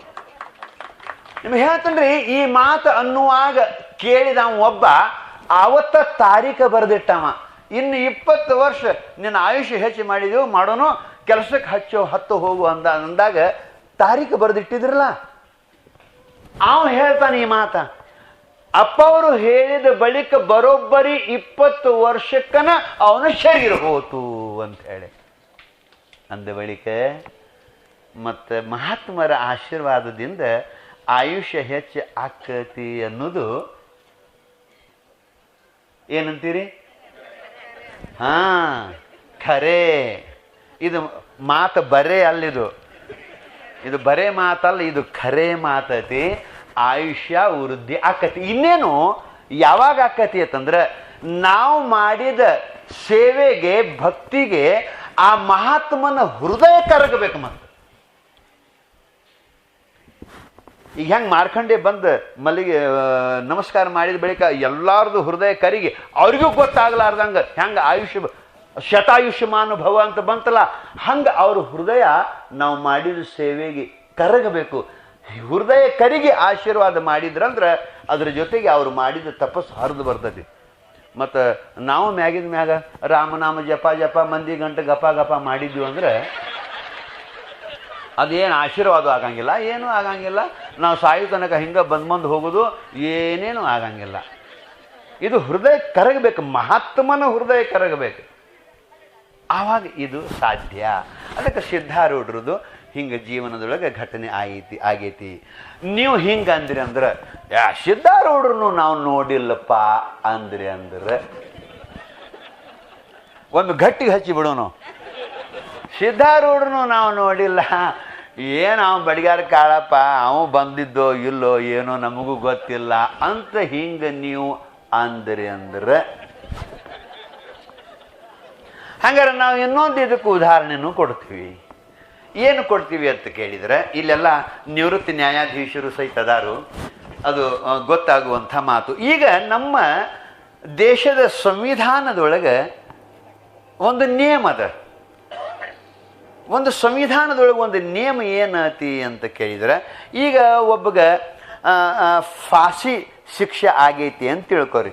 ಜಿಲ್ಲಾ ಕೋರ್ಟ್ನ್ಯಾಗ ಒಬ್ಬಗ ಫಾಸಿ ಶಿಕ್ಷೆ ಆಗೈತಿ ಅಂತ ತಿಳ್ಕೊರಿ. ಅವಂಗ ಒಂದು ಅನುಕೂಲ ಇರ್ತೈತಿ, ಮುಂದೆ ಅವ ಅಪೀಲ್ ಮಾಡಬಹುದು ಅಂತ ಹೇಳ್ತಾರೆ, ಅವ ಮುಂದೆ ಹೋಗಬಹುದು. ಹಂಗಾರೆ ಜಿಲ್ಲಾ ಕೋರ್ಟ್ನೊಳಗೆ ಅವನಿಗೆ ಗಲ್ಲು ಶಿಕ್ಷೆ ಆಯಿತು ಅಂತಂದ್ರೆ ಅವ ಹೈಕೋರ್ಟ್ಗೆ ಹೋಗ್ತಾನ.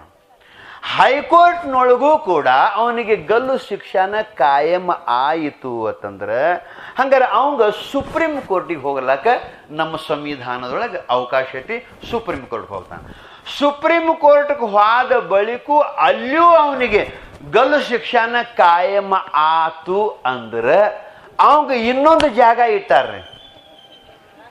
ಗಲ್ಲು ಶಿಕ್ಷೆ ಆದವ ಅಕಸ್ಮಾತ್ ನಮ್ಮ ದೇಶದ ರಾಷ್ಟ್ರಪತಿಗಳ ಹಂತಕ್ಕೆ ಹೋಗಿ ಅವ ನಾನು ನಿರಪರಾಧಿರಿ ಹಂಗೂ ಹಿಂಗೂ ಆಗಿ ಆರೋಪ ನನ್ನ ಮ್ಯಾಲ ಸಾಬೀತಾಗಿಬಿಟ್ಟತಿ, ಅದಕ್ಕೆ ನನ್ನ ಗಲ್ಲು ಶಿಕ್ಷೆ ಆಗೈತಿ, ದಯವಿಟ್ಟು ನನಗೆ ಪ್ರಾಣ ಭಿಕ್ಷೆ ನೀಡ್ರಿ, ನನಗೆ ಗಲ್ಲಿಗೆ ಕೊಡಬೇಡ್ರಿ ಅಂತ ಅವ ಕಳಕಳಿಯಿಂದ ವಿನಂತಿ ಮಾಡಿಕೊಂಡ ಅಂದ್ರೆ ಅವನ ವಿನಂತಿಗೆ ರಾಷ್ಟ್ರಪತಿಗಳಿಗೆ ಆ ಕಳಕಳಿ ಬಂತು ಅಂತಂದ್ರೆ, ದಯಾ ಬಂತು ಅಂತಂದ್ರೆ ಆ ಸುಪ್ರೀಂ ಕೋರ್ಟ್ ಮಾಡಿರುವಂತ ಶಿಕ್ಷೆನೂ ಕೂಡ ಮಾಫ್ ಮಾಡಕ್ ಅವ್ರಿಗೊಬ್ಬರಿಗೆ ಅಧಿಕಾರ ಐತಿ.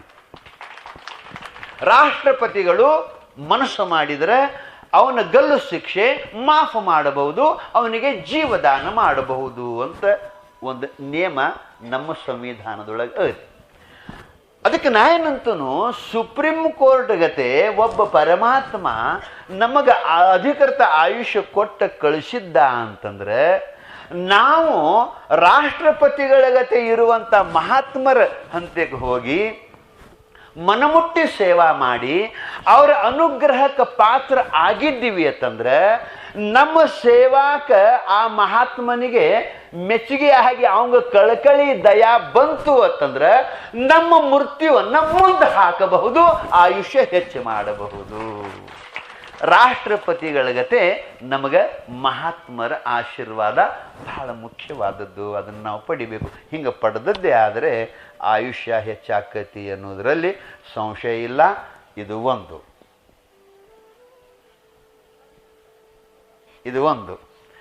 ಆ ಬಳಿಕ ನಮ್ಮ ಸೇವೆಯಿಂದ ಆ ಮಹಾತ್ಮನಿಗೆ ಕರುಣಾ ಬಂತು ಅಂತಂದ್ರೆ ಎರಡನೇದ್ದು ಬ್ರಹ್ಮವಿದ್ಯಾನೂ ಕೂಡ ನಮಗೆ ಪ್ರಾಪ್ತಿ ಆಕತಿ.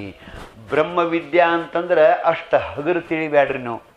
ಆತ್ಮವಿದ್ಯಾ ಬ್ರಹ್ಮವಿದ್ಯಾ ಗುರುಕುಲದೊಳಗೆ ಒಬ್ಬ ಶಿಷ್ಯ ಹೋಗಿ ಕನಿಷ್ಠ 12 ವರ್ಷ 20 ವರ್ಷ ಇದ್ಕೊಂಡು ಕ್ಯಾರೆ ಸೇವಾ ಮಾಡಿ ಆ ಬ್ರಹ್ಮವಿದ್ಯಾ ಕಲಿತಾಗ ಅದು ಬಂದ್ರೆ ಬಂತು, ಇಲ್ಲಾರ ಇಲ್ಲ.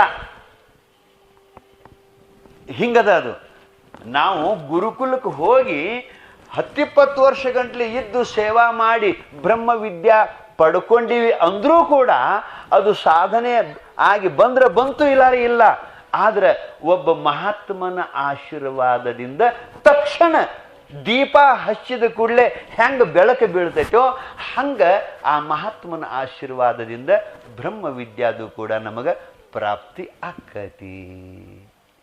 ಇದರಾಗ ಸಂಶಯ ಇಲ್ಲ. ಹೆಂಗೆ ದೀಪ ನಾವು ಕಡ್ಡಿ ಕೊರೆದು ಕೂಡ ಹಚ್ತೀವಲ್ಲ, ತಕ್ಷಣ ಹೆಂಗೆ ದೀಪ ಹತ್ತೈತಲ್ಲ, ಕತ್ಲದ ನಿವೃತ್ತಿಯಾಗಿ ಹೆಂಗೆ ಮನ್ಯಾಗ ಬೆಳಕು ಬೀಳ್ತೈತಲ್ಲ, ಹಂಗೆ ಅನಾದಿ ಕಾಲದಿಂದಲೂ ಅಜ್ಞಾನವೆಂಬ ಕತ್ತಲೆಯಿಂದ ನಮ್ಮ ಆತ್ಮ ಸ್ವರೂಪ ಏನು ಆವರಣಕ್ಕೆ ಒಳಗಾಗೈತಲ್ಲ, ಮಹಾತ್ಮನ ಆಶೀರ್ವಾದದಿಂದ ಅಂತರಂಗದೊಳಗೆ ಜ್ಞಾನದ ಜ್ಯೋತಿ ಹೊತ್ತು ಅಂತಂದ್ರೆ ಅನಾದಿ ಕಾಲದ ಅವಿದ್ಯೆಯ ನಿವೃತ್ತಿಯಾಗಿ ಪರಮಾನಂದದ ಪ್ರಾಪ್ತಿ ಆಕತಿ. ಇದು ತಕ್ಷಣ ಆಕತಿ, ಗುರುವಿನ ಅನುಗ್ರಹದಿಂದ ಆಗತೈತಿ. ಇದನ್ನು ಮರೆಯುವಂತಿಲ್ಲ. ಇದು ಕೂಡ ಎರಡನೇದಿದು. ಹಂಗಾರ ಇದಕ್ಕೆ ಮತ್ತು ಇನ್ನು ಪ್ರಮಾಣ ಬೇಕಲ್ರಿ ಅಂತ ಅಂದ್ರೆ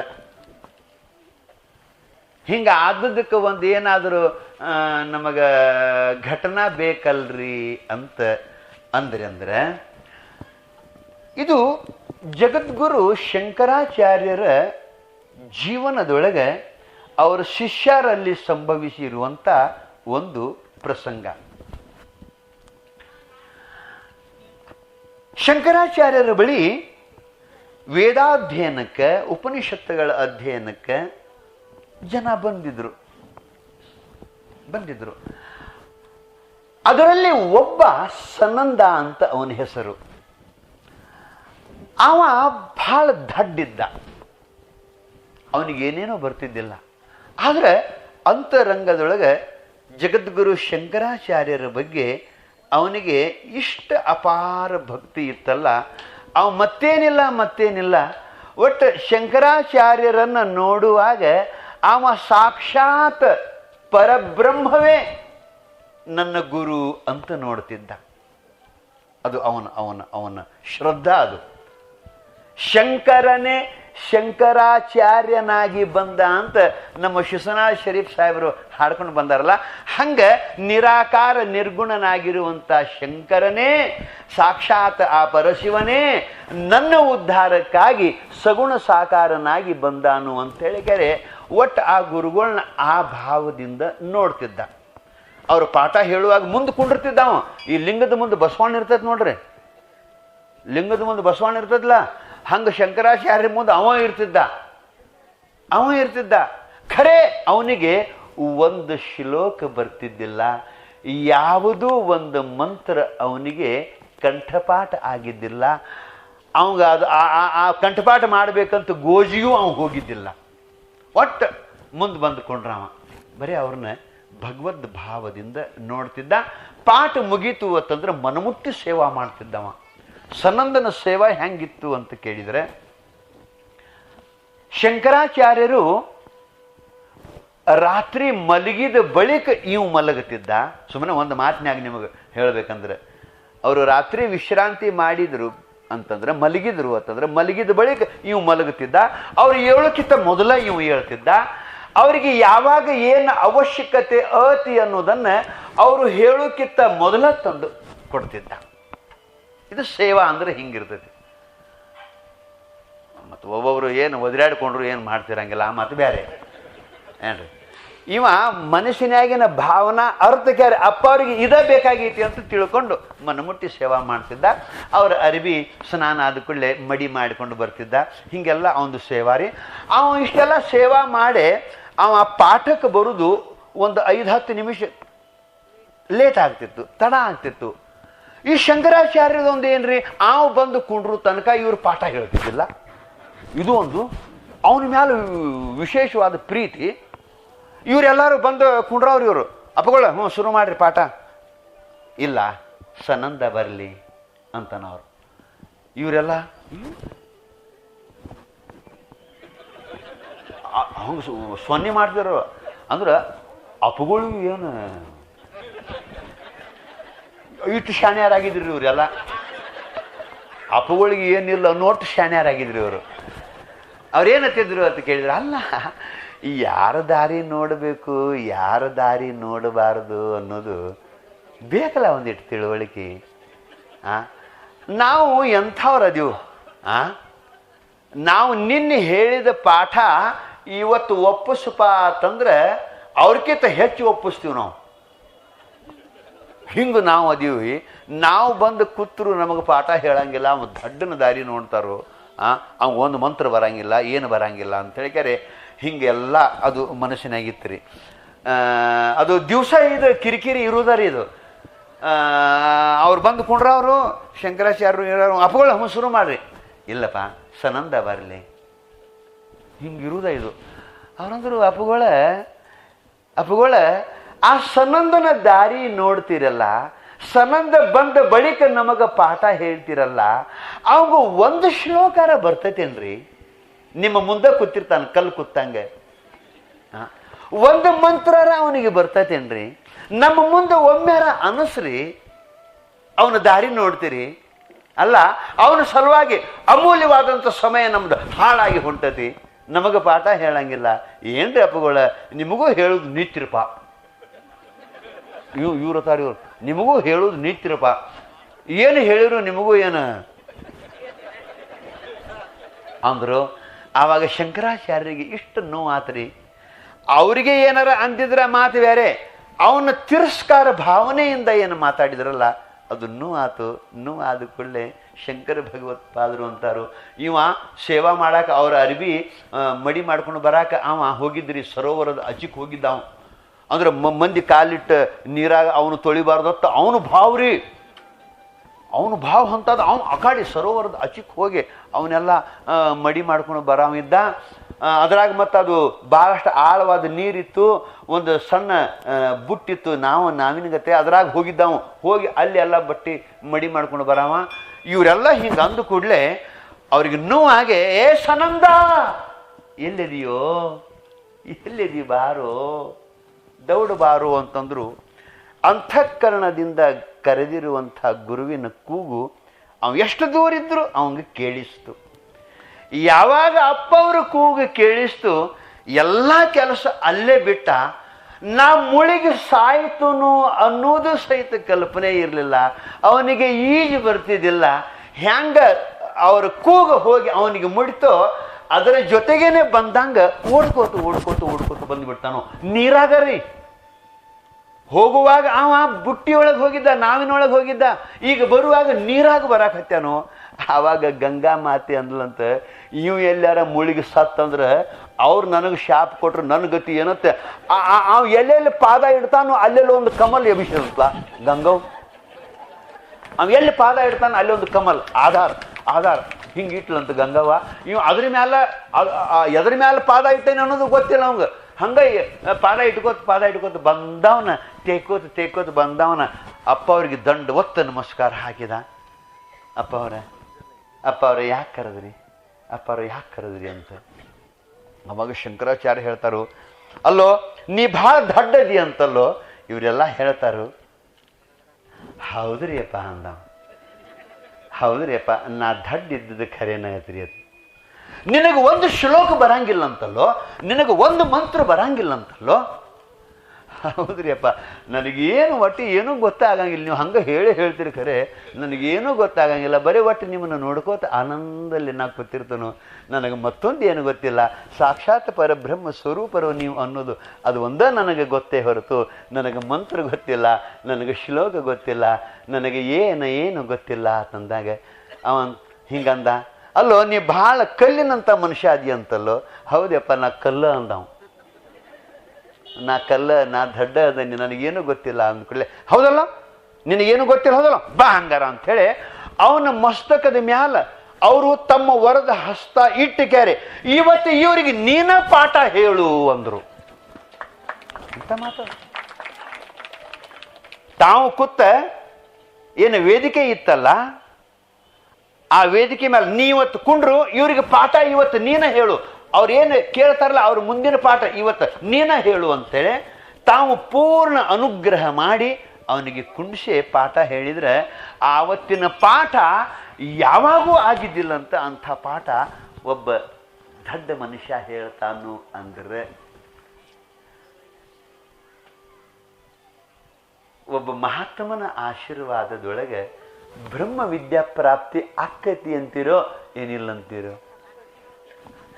ಆಗೈತಿ. ಒಂದು ಮಂತ್ರ ಗೊತ್ತಿಲ್ಲ, ಒಂದು ಶ್ಲೋಕ ಗೊತ್ತಿಲ್ಲ ಅಂತ ಮನುಷ್ಯ, ಅಂತ ಹುಡುಗ 4 ವೇದಗಳನ್ನು ಕಂಠಪಾಠ ಮಾಡಿರುವಂಥ, ಗೀತಾ ಕಂಠಪಾಠ ಮಾಡಿರುವಂಥವರಿಗೆ, ಬ್ರಹ್ಮಸೂತ್ರ ಕಂಠಪಾಠ ಮಾಡಿದವರಿಗೆ, ದಶೋಪನಿಷತ್ತುಗಳನ್ನು ಕಂಠಪಾಠ ಮಾಡಿದವರಿಗೆ ಪಾಠ ಹೇಳ್ತಾನು ಅಂತಂದ್ರೆ ಅದು ಹೆಂಗಿರ್ಬೇಕ್ರಿ? ಗುರುವಿನ ಅನುಗ್ರಹ ಅಂತಂದ್ರೆ ಹೆಂಗಿರ್ಬೇಕು? ಆವಾಗ ಗೊತ್ತಾತಂತ, ಓಹೋ ಇವನ ಮುಂದೆ ನಾವ ದಡ್ರಾದಿವಲ್ಲೋ ಅಂದ್ರಂಥವರೆಲ್ಲ. ಗುರುವಿನ ಅನುಗ್ರಹ. ನಂತರದಲ್ಲಿ ಅವನಿಗೆ ಸನಂದ ಅಂತ ಏನಿತ್ತು ನೋಡ್ರಿ, ಮುಂದೆ ಅವನೇ ಪದ್ಮಪಾದಾಚಾರ್ಯನಾದ. ಪದ್ಮಪಾದಾಚಾರ್ಯ, ಪದ್ಮ ಅಂತಂದ್ರೆ ಕಮಲ, ಅದರ ಮ್ಯಾಲ ಪಾದ ಇಟ್ಟು ಏನು ಹಾದು ಬಂದಲ್ಲ ಇವು, ಅದಕ್ಕೆ ಪದ್ಮ ಪಾದಾಚಾರ್ಯ, ದೊಡ್ಡ ಆಚಾರ್ಯನಾದ, ಬಹಳ ದೊಡ್ಡ ತತ್ವಜ್ಞಾನಿ ಆದ ಅಂತ ಬರ್ತದೆ. ಹಿಂಗೆ ಬ್ರಹ್ಮವಿದ್ಯಾ ಒಬ್ಬ ಮಹಾತ್ಮನ ಆಶೀರ್ವಾದದಿಂದ ತಕ್ಷಣವೇ ಬರ್ತೈತಿ ಅನ್ನೋದಕ್ಕೆ ಇಂಥ ಉದಾಹರಣೆಗಳು ಸಾಕಷ್ಟು ಅದಾವೆ. ಸಿದ್ಧಾರೂಢರು ಅಂತೆಕ ಗುರುನಾಥರೂಢರು ಹಂಗೆ ಇದ್ದರು. ಅವರು ತಾವು ಶರೀರ ಬಿಡು ಟೈಮ್ಗೆ ಒಮ್ಮೆ ದಿವ್ಯ ದೃಷ್ಟಿಯಿಂದ ನೋಡಿದಕ್ಕೆ ಸದಾವಕಾಲ ನಿರ್ವಿಕಲ್ಪ ಸಮಾಧಿ ಒಳಗೆ ಉಳ್ಕೊಂಡ್ರು ಅವರು ಗುರುನಾಥರೂಢರು. ಸ್ವಾಮಿ ವಿವೇಕಾನಂದರ ಮಸ್ತಕದ ಮೇಲೆ ಯಾವಾಗ ರಾಮಕೃಷ್ಣ ಪರಮಹಂಸರು ತಮ್ಮ ವರದ ಹಸ್ತ ಇಟ್ಟರು, ಅವರಿಗೆ ನಾಸ್ತಿಕ ಇದ್ದಾವ ಆಸ್ತಿಕನಾದ, ಬ್ರಹ್ಮಾನುಭೂತಿಯನ್ನು ಮಾಡಿಕೊಂಡ ಅಂತ ನಾವು ವಿವೇಕಾನಂದರ ಚರಿತ್ರೆಯೊಳಗೂ ಕಾಣ್ತೀವಿ. ಇದೆಲ್ಲ ಏನು? ಬಹಳಷ್ಟು ಅಭ್ಯಾಸ ಮಾಡಿದವರಿಗೆ ನಿಲುಕದೇ ಇರುವಂಥ ಬ್ರಹ್ಮವಿದ್ಯಾ ಒಬ್ಬ ಮಹಾತ್ಮನ ಅನುಗ್ರಹದಿಂದ ಪ್ರಾಪ್ತಿ ಆಕ್ಕತಿ ಅಂತಂದ್ರೆ ಅದು ಏನು ಇರಬೇಕು? ಅದಕ್ಕೆ ಬಂಧುಗಳೇ ನೆನಪಿಟ್ಟುಕೊರಿ, ಮಹಾತ್ಮನ ಆಶೀರ್ವಾದ ಅಂದ್ರೆ ಬಹಳ ದೊಡ್ಡದು. ಅಭಿವಾದನಶೀಲಸ್ಯ ನಿತ್ಯಂ ವೃದ್ಧೋಪಸೇವಿನಃ. ವಯೋವೃದ್ಧರು, ತಪೋವೃದ್ಧರು, ಜ್ಞಾನವೃದ್ಧರು, ಆಶ್ರಮವೃದ್ಧರು, ಲೋಕ ಕಲ್ಯಾಣಕ್ಕಾಗಿಯೇ ಫಕೀರರಾಗಿ ಬದುಕಿದವರು, ಸರಿಯಾಗಿ ಊಟನೂ ಮಾಡಲಿಲ್ಲ, ಸರಿಯಾಗಿ ಮಲಗಲಿಲ್ಲ, ಲೋಕ ಕಲ್ಯಾಣಕ್ಕಾಗಿಯೇ ಅವರು ಮಾಡಿದ ತಪಸ್ಸನ್ನೆಲ್ಲ ಧಾರೆ ಎರೆದ್ರಲ್ಲ. ಬಾಬಾ ಅಂಥ ಮಹಾನುಭಾವರು, ಸಿದ್ಧಾರೂಢರಂಥ ಮಹಾನುಭಾವರು, ಇವರೆಲ್ಲ ಅತ್ಯಂತ ಪೂಜ್ಯನೀಯರು, ಇವರೆಲ್ಲ ಹಿರಿಯರು, ಇವರೆಲ್ಲ ಅವತಾರಿಗಳು. ಇವರ ಅನುಗ್ರಹ ಒಮ್ಮೆ ನಾವು ಪಡ್ಕೊಂಡಿದ್ದೆ ಆದ್ರೆ, ಅವರು ಭೌತಿಕ ಶರೀರ ಬಿಟ್ಟಾರಂದ ಬಳಿಕ ಅವ್ರು ಇಲ್ಲ ಅಂತ ತಿಳಿಬೇಡ್ರಿ. ಅವರು ವಾಸ್ತವಿಕ ನಮ್ಮೆಲ್ಲರ ಆತ್ಮಸ್ವರೂಪದಿಂದನೂ ಅವರು ಅದಾರು, ನಿರಾಕಾರ ನಿರ್ಗುಣವಾಗಿರುವಂಥ ಬ್ರಹ್ಮ ಸ್ವರೂಪದಿಂದನೂ ಅವರೆಲ್ಲ ಅದಾರು. ಭಕ್ತರ ಇಚ್ಛೆಗಳನ್ನು ಈಡೇರಿಸುವಲ್ಲಿ ಅವರು ಕಾಮಧೇನು ಆಗ್ಯಾರು, ಕಲ್ಪ ವೃಕ್ಷರಾಗಿದ್ದಾರು, ಮುಮುಕ್ಷುಗಳ ಪಾಲಿಗೆ ವರ ಚಿಂತಾಮಣಿಯಾಗಿದ್ದಾರು. ಅವರು ಇಲ್ಲ ಅಂತ ಎಂದು ತಿಳಿಬೇಡ್ರಿ, ಅವರು ಅದಾರು ಅನ್ನುವಂಥ ಭಾವದಿಂದ ಒಮ್ಮೆ ನಮಸ್ಕಾರ ಮಾಡಿದರೆ, ಈ ಕ್ಷೇತ್ರದೊಳಗೆ ಸೇವಾ ಮಾಡಿದರೆ, ಊಟ ಮಾಡಿದ ಪತ್ರಾವಳಿಗಳನ್ನು ತೆಗೆದು ಒಗೆದು ನೀವು ಕಸ ಹುಡುಗುವ ಸೇವಾ ಮಾಡಿದರೆ ಅವರ ಅನುಗ್ರಹ ಪ್ರಾಪ್ತಿಯಾಕತಿ. ಆಯುಷ್ಯ ಬ್ರಹ್ಮವಿದ್ಯಾ ದೊರೆಯುವುದಲ್ಲದೇ ನೀವು ಹಿಡಿದ ಕೆಲಸದೊಳಗೆ ಯಶಾನು ಹೊಂತಿರಿ. ಇದು 3ನೇದು ಯಶ. ಹಿಡಿದ ಕಾರ್ಯಗಳಿಗೆ ವಿಘ್ನಗಳು ಬಹಳ ಬರ್ತಿರ್ತಾವೆ. ನಾವು ಏನಾರು ಒಂದು ಮನೆ ಕಟ್ಟಬೇಕಂತಿರ್ತೀವಿ, ಏನಾರ ಒಂದು ಹೊಲ ತಗೋಬೇಕಂತಿರ್ತೀವಿ, ಬೇಡ ಏನಾದರೂ ಒಂದು ಮದುವೆ ಮಾಡಬೇಕಂತಿರ್ತೀವಿ. ನಾವು ಗೃಹಸ್ಥರು, ನಾವು ಲೌಕಿಕರು, ಏನಾದರೂ ಒಂದು ಕಾರ್ಯವನ್ನು ಹಮ್ಮಿಕೊಂಡಿರ್ತೀವಲ್ಲ, ಅದಕ್ಕೆ ನಾವು ಹಿಂದಕ್ಕೆ ಮಾಡಿರುವಂಥ ಅನಂತ ಪಾಪಗಳು ಅವು ವಿಘ್ನವನ್ನುಂಟು ಮಾಡಿ ನಮ್ಮ ಕಾರ್ಯ ಯಶ ಆಗ್ತಿರಂಗಿಲ್ಲ. ನಮಗೆ ಯಾರು ಹೊರಗಿನವ್ರು ಯಾರು ವೈರಿ ಇಲ್ಲ, ನಾವು ಮಾಡಿದ ಪಾಪ ಕರ್ಮವೇ ನಮಗೆ ವಿಘ್ನ ಆಗಿ ಹಿಡಿದ ಕೆಲಸ ಆಗಲಾರ್ದಂಗೆ ಮಾಡ್ತಿರ್ತೈತಿ. ಆ ಪಾಪದ ನಿವೃತ್ತಿ, ನಮ್ಮ ಕೆಲಸಕ್ಕೆ ವಿಘ್ನವನ್ನುಂಟು ಮಾಡುವಂಥ ನಮ್ಮ ಪಾಪಗಳೇನದಾವಲ್ಲ, ಆ ಪಾಪಗಳ ನಿವೃತ್ತಿ ಆ ಗುರುದೇವನ ಅನುಗ್ರಹದಿಂದ ಆಗತತಿ. ಅವ ಹೇಳಿಕೊಟ್ಟಿರುವಂಥ ಮಹಾಮಂತ್ರದಿಂದ ಆಗತಿ. ಆ ಮಂತ್ರ ನೀವು ಅಂದ್ರಿ ಅಂತಂದ್ರೆ, ನಾವು ಅಂದಿವತ್ತಂದ್ರೆ ಆ ವಿಘ್ನಗಳು ನಿವೃತ್ತಿಯಾಗಿ ಹಿಡಿದ ಕೆಲಸವನ್ನು ಯಶವನ್ನು ಕಾಣ್ತೀವಿ. ಅಂಥ ಮಂತ್ರವನ್ನು ಭಗವಂತ ನಮಗೆ ಕೊಡ್ತಾನೆ, ಗುರುದೇವ ಕೊಡ್ತಾನು. ಮಂತ್ರದೊಳಗೆ ಬಹಳ ದೊಡ್ಡ ಶಕ್ತಿ. ಮಂತ್ರ ಅಂದ್ರೆ ಮರಣಾತ್ ತ್ರಾಯತೆ ಇತಿ ಮಂತ್ರ ಅಂತ ಹೇಳ್ಕೊಂಡು ಬರ್ತಾರೆ. ಮರಣದಿಂದ ನಮ್ಮನ್ನು ಯಾವುದು ತಾರಣ ಮಾಡ್ತೈತೋ, ಅಂದರೆ ಜನನ ಮರಣಗಳಿಂದ ಯಾವುದು ನಮ್ಮನ್ನು ದಾಟಿಸ್ತೈತೋ ಅದಕ್ಕೆ ಮಂತ್ರ ಅಂತ ಕರೀತಾರೆ. ಅಂಥ ದಿವ್ಯ ಮಂತ್ರವನ್ನು ಕೊಡ್ತಾನೋ ಆ ಮಂತ್ರ ನಮಗೆ ಮುಕ್ತಿನೂ ಕೊಡ್ತೈತಿ. ವಿಘ್ನಗಳು ಏನಾದರೂ ಇದ್ದು ಅಂತಂದ್ರೆ ಆ ವಿಘ್ನಗಳನ್ನು ನಿವೃತ್ತಿ ಮಾಡ್ತೈತಿ. ಅದು ಅಂಥದ್ದದು. ಅದಕ್ಕೆ ಬಸವಣ್ಣವ್ರು ಹೇಳ್ತಾರೆ ನೋಡ್ರಿ. ಬಸವಣ್ಣವರು ಒಂದು ಒಂದು ಒಂದು ಒಂದು ಮಂತ್ರದ ಬಗ್ಗೆ ಒಂದು ವಚನ ಬರೆದಿದ್ದಾರೆ. ಅದು ಯಾವುದು ಅಂತ ಕೇಳಿದರೆ, ಕರಿ ಅಂಜುವುದು ಅಂಕುಶಕ್ಕಯ್ಯ. ಕರಿ ಅಂಜುವುದು ಅಂಕುಶಕ್ಕಯ್ಯ, ಗಿರಿ ಅಂಜುವುದು ವಜ್ರಾಯುಧಕ್ಕಯ್ಯ, ಕಾನನ ಅಂಜುವುದು ಬೇಗೆಗಯ್ಯ, ತಮಂಧ ಅಂಜುವುದು ಜ್ಯೋತಿಗಯ್ಯ.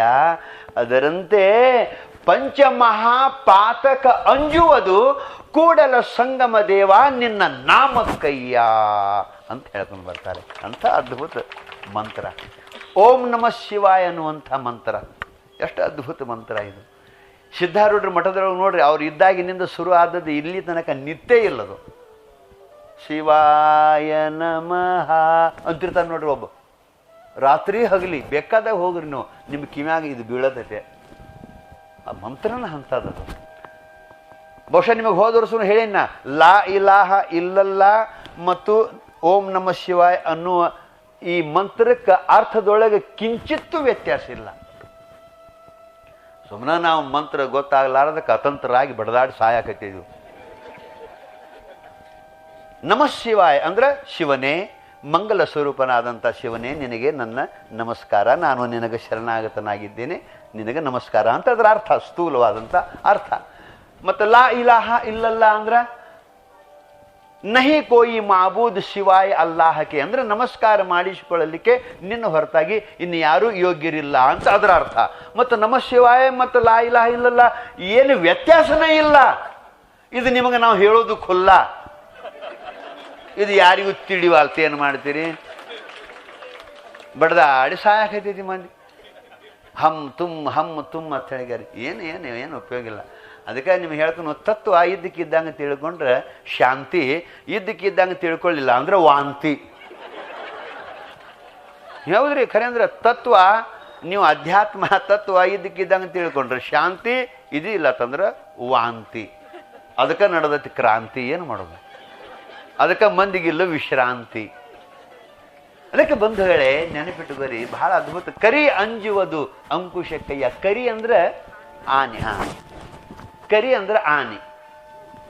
ಬೇಕಾದಂಥ ಬಲವುಳ್ಳ ಆನೆ ಅಂತಂದ್ರು ಟೈಮ್ ಭಾಳ ಆತೇನ್ರಿ. ಮತ್ತೆ ಬೇಕಾದಂಥ ಬಲವುಳ್ಳ ಆನೆ ಅಂತಂದ್ರು, ಬೇಕಾದಂಥ ದೊಡ್ಡ ಪ್ರಾಣಿ ಅಂತಂದ್ರು ಅಂಕುಶ ಏಟಿರ್ತೈತ್ರಿ, ಒಂದು ಈಟ ಇರ್ತೈತಿ. ಆ ಅಂಕುಶದಿಂದ ಆ ಆನೆ ಹತೋಟಿಗೆ ಬರ್ತೈತಿ ಅಂತಿರೋ ಇಲ್ಲ, ಬರ್ತೈತಿ. ಅದಕ್ಕೆ ಅವ್ರ ಅರ್ಥ ಕರಿ ಅಂಜುವುದಯ್ಯ. ಕರಿ ಅಂಕುಶಕ್ಕೆ ಅಂಜುವುದಯ್ಯ ಅಂತ. ಕರಿ ಆನೆ ಅನಿಸ್ತೈತಂತ. ಇದೊಂದು ಉದಾಹರಣೆ. ಆನೆ ಅನಿಸ್ತೈತಿಲ್ಲ, ಹಂಗ ಜನ್ಮ ಜನ್ಮಾಂತರದ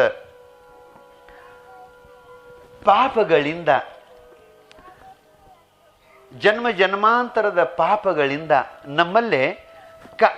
ನಮ್ಮಲ್ಲೇ ಅಷ್ಟ ಮದಗಳು ಅಂತ ಹೇಳ್ತಾರೆ. ಮದ ಏರಿದ ಆನೆ ಇರ್ತೈತಿ ನೋಡ್ರಿ. ಮದ ಏರಿದ ಆನೆ ಅಂಕುಶಕ್ಕೆ ಹೆಂಗೆ ಹತೋಟಿಗೆ ಬರ್ತೈತಿಲ್ಲ, ಹಂಗೆ ನಮ್ಮಲ್ಲಿ ಅನೇಕ ಮದಗಳು ಅನ್ನುವಂಥ ಆನೆಗಳು ಇರ್ತೈತಿ. ವಿದ್ಯಾ ಮದ ಇರ್ತೈತಿ, ರೂಪ ಮದ ಇರ್ತೈತಿ, ಯೌವನ ಮದ ಇರ್ತೈತಿ, ರಾಜ್ಯ ಮದ ಇರ್ತೈತಿ, ಕುಲದ ಮದ ಇರ್ತೈತಿ, ಛಲದ ಮದ ಇರ್ತೈತಿ. ಆ ಮದ ಇತ್ತು ಅಂತಂದ್ರೆ ತಲೆಯಾಗ ಕದಾನ ಹಾಕಿರ್ತೈತಿ. ಅದು ಯಾವ ವಿಚಾರ ಬರಂಗಿಲ್ಲ ಅಂತ. ಇಂಥ ಆ ಮದ ಅದು ಇದ್ದಾಗ ನಮ್ಮ ಬಾಯಾಗ ಓಂ ನಮಃ ಶಿವಾಯ ಅನ್ನುವಂಥ ಮಂತ್ರ, ಸಬ್ಕಾ ಮಾಲಿಕ್ ಏಕ ಹೈ ಅನ್ನುವಂಥ ಮಂತ್ರ, ಲಾ ಇಲಾಹ ಇಲ್ಲಲ್ಲ ಅನ್ನುವಂಥ ಮಂತ್ರ, ನಮಃ ಶಿವಾಯ ಅನ್ನುವಂಥ ಮಂತ್ರ, ಬೇಡ ಓಂ ನಮೋ ನಾರಾಯಣ ಅನ್ನುವಂಥ ಮಂತ್ರ ನಮ್ಮ ಬಾಯಾಗ ಇತ್ತು ಅಂತಂದ್ರೆ ಬೇಕಾದಂಥ ದೊಡ್ಡ ದೊಡ್ಡ ಮದ ಏರಿದ ಆನೆ ಅದಾವಂದ್ರು ಅವು ಹತೋಟಿಗೆ ಬರ್ತಾವು. ಅದಕ್ಕೆ ಅಂದ್ರವರು ಕರಿ ಅಂಜುವುದು ಅಂಕುಶಕ್ಕಯ್ಯ. ಗಿರಿ ಅಂತಂದ್ರೆ ಪರ್ವತ. ನಮಗ ಆ ಕಾಡಿ ಈ ಕಾಡಿ ಹೋಗಲಾಕ ದಾರಿ ಬಿಡಲಾರ್ದಂಗ ಪರ್ವತ ನಮಗೆ ಪ್ರತಿಬಂಧಕ ಆಗೈತಿ ಅಂತ ತಿಳ್ಕೊರಿ ನೀವು.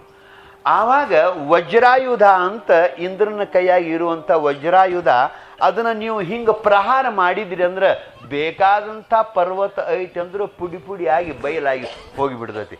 ಹೆಂಗೋ ಹಂಗ ನಿಮ್ಮನ್ನ ನೀವು ಹಿಡಿದ ಕೆಲಸದೊಳಗೆ ವಿಘ್ನವನ್ನು ಉಂಟು ಮಾಡುವಂಥ ಪಾಪಗಳು ಪರ್ವತ ರೂಪವಾಗಿ ಅವು ಅಡ್ಡ ಬಂದು ಕುಂತಾವು ಅಂದ್ರೂ ಸಹಿತ ನಿಮ್ಮ ಬಾಯಾಗ ಓಂ ನಮ ಶಿವಾಯ ಅನ್ನುವಂಥ ಮಂತ್ರ ವಜ್ರಾಯುಧ ಇತ್ತು ಅಂತಂದ್ರೆ ಅವೆಲ್ಲ ಪುಡಿ ಪುಡಿಯಾಗಿ ಬಯಲಾಗಿ ಹೋಗ್ತೈತಿ. ನೀವು ಸುಗಮವಾಗಿ ಸಾಗ್ತೀರಿ, ನೀವು ಯಶವನ್ನು ಕಾಣ್ತೀರಿ ಅಂತಾರವರು. ಅದಕ್ಕೆ ಗಿರಿ ಅಂಜುವುದು ವಜ್ರಾಯುಧ ಕೈಯ, ಕಾನನ ಅಂಜುವುದು ಬೇಗೆಗಯ್ಯ. ಕಾನನ ಅಂತಂದ್ರೆ ಅಡವಿ, ದಟ್ಟವಾಗಿ ಬೆಳೆದಂಥ ಗಿಡಗಂಟಿಯಿಂದ ಬೆಳೆದಂಥ ಅಡವಿ ಏನಿರ್ತೈತಲ್ಲ ಅದಕ್ಕೆ ಕಾನನ ಅಂತ ಕರೀತಾರೆ.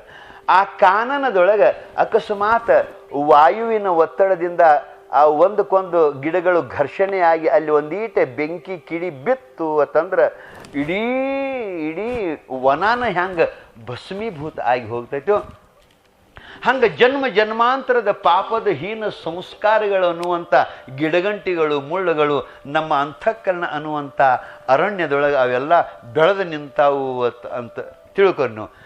ಆವಾಗ ಓಂ ನಮ ಶಿವಾಯ ಅನ್ನುವಂಥ ಒಂದು ಕಿಡಿ ಒಳಗೆ ಬಿತ್ತು ಅಂತಂದ್ರೆ ಅಂತಃಕರಣದೊಳಗೆ ಅವೆಲ್ಲ ಭಸ್ಮೀಭೂತ ಆಗಿ ಹೋಗ್ತಾವಪ್ಪ, ನೀನು ನಿರ್ವಿಘ್ನನಾಗತಿ ಅಂತ ಹೇಳ್ಕೊಂಡು ಬರ್ತಾರೆ. ತಮಂಧ ಅಂಜುವುದು ಜ್ಯೋತಿಗಯ್ಯ. ತಮಂಧ ಅಂದರೆ ಕಾಡಗತ್ತಲೆ, ಕತ್ತಲೆ ಅಂತಿರಲ್ಲ ನಾವು, ಏನು ಗಾಢ ಅಂಧಕಾರ ಅಂತೀವಲ್ಲ ನಾವು. ಬೇಕಾದಂಥದ್ದು ಅಂಧಕಾರ ಐತಿ ಅಂತ ತಿಳ್ಕೊರಿ ನೀವು. ನಮ್ಮ ಮನ್ಯಾಗ ಒಂದು 20 ವರ್ಷ ಗಂಟ್ಲೆ ಕತ್ಲ ಅತಿ ಅಂತ ತಿಳ್ಕೊರಿ. 20 ವರ್ಷ ಗಂಟ್ಲೆ 20 ವರ್ಷ ಗಂಟ್ಲೆ ಮನ್ಯಾಗ ಕತ್ಲ ಅತಿ ಅಂದ್ರು ಅಕಸ್ಮಾತ್ ಆ ಮನ್ಯಾಗ ದೀಪ ಹಚ್ಚಿದ್ರೆ ಎಷ್ಟು ದಿವ್ಸಕ್ಕೆ ಹೋಗ್ತೈತಿ ನೀವು ಕತ್ಲ? ಈ ಖರೆ 20 ವರ್ಷದಿಂದ ಐತಿರೋದು, 20 ವರ್ಷದಿಂದ ಐತಿ. ಭಾಳ ಗಟ್ಟಿಯಾಗಿ ಐತಿ, ಅದು ಭಾಳ ಗಟ್ಟಿಯಾಗಿ ಒಳಗೆ ಕೂತೈತಿ.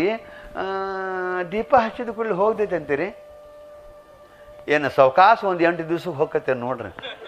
ಒಂದು ಇಟೀಟ ಇಟೀಟ ಇಟೀಟ ತಕ್ಷಣ ಹೆಂಗೆ ಹೋಗ್ತೈತೋ ಹಂಗೆ ಅನಾದಿ ಕಾಲದ ಅಜ್ಞಾನವೆಂಬ ಕತ್ತಲೆ ನಿನ್ನ ಹೃದಯವನ್ನು ಆವರಿಸಿತ್ತು ಅಂತ ತಿಳ್ಕೋಪ. ಆವಾಗ ಓಂ ನಮ ಶಿವಾಯ ಅನ್ನುವಂಥ ಒಂದು ಜ್ಯೋತಿ ಬೆಳಗಿತು ಅಂತಂದ್ರೆ ಆ ಕತ್ತಲೆಯ ನಿವೃತ್ತಿ ಆಗ್ತೈತಿಪ್ಪ ಅಂತ ಹೇಳ್ಕೊಂಡು ಬರ್ತಾರೆ. ಅದಕ್ಕೆ ಪಂಚ ಮಹಾಪಾತಕಗಳು, ಬೇಕಾದಂಥ ಪಾತಕಗಳು, ಬ್ರಹ್ಮಹತ್ಯ, ಸ್ತ್ರೀ ಹತ್ಯ, ಗೋಹತ್ಯ, ಬೇಕಾದಂಥ ಪಾಪ ಅದಾವಂದ್ರೂ ಕೂಡ ನಿನ್ನ ಬಾಯಾಗ ಓಂ ನಮ ಶಿವಾಯ ಅನ್ನೋದಿತ್ತು ಅಂತಂದ್ರೆ ಆ ಬ್ರಹ್ಮಹತ್ಯ ನಿವೃತ್ತಿ ಆಗ್ತೈತಿ. ಆ ಪಾಪಗಳು ಸಹಿತ ಅಂತ ಹೇಳ್ತಾರಂದ್ರೆ ನಮಗೆ ಪಾಪಗಳೇ ಹಿಡಿದ ಕಾರ್ಯ ಯಶ ಆಗಲಾರದಂಗೆ ವಿಘ್ನವನ್ನುಂಟು ಮಾಡ್ತಿರ್ತಾವು. ಆವಾಗ ಈ ಮಂತ್ರ ನಮಗೆ ಗುರು ಕೊಟ್ಟಿದ್ದ ಅಂತಂದ್ರೆ ಆ ವಿಘ್ನಗಳು ನಿವೃತ್ತಿಯಾಗಿ ನಿರ್ವಿಘ್ನವಾಗಿ ಪರಿಸಮಾಪ್ತಿ ಆಕೈತಿ. ಆಕೈತಿಲ್ರಿ? ಆಕೈತಿ. ಅದಕ್ಕೆ ಈ ಯಶಾನು ಕೂಡ ಗುರು ಅನುಗ್ರಹದಿಂದ ನಮಗೆ ಪ್ರಾಪ್ತಿ ಆಕತಿ. ಇದು 3ನೇದು. ಆ ಬಳಿಕ 4ನೇದು ಬಲ, ಆತ್ಮಬಲ, ಜನಬಲ, ಧನಬಲ, ಎಲ್ಲ ರೀತಿಯ ಬಲಗಳು ಆ ಭಗವಂತನ ಆ ಗುರುದೇವನ ಅನುಗ್ರಹದಿಂದ ಪ್ರಾಪ್ತಿ ಆಕತಿ.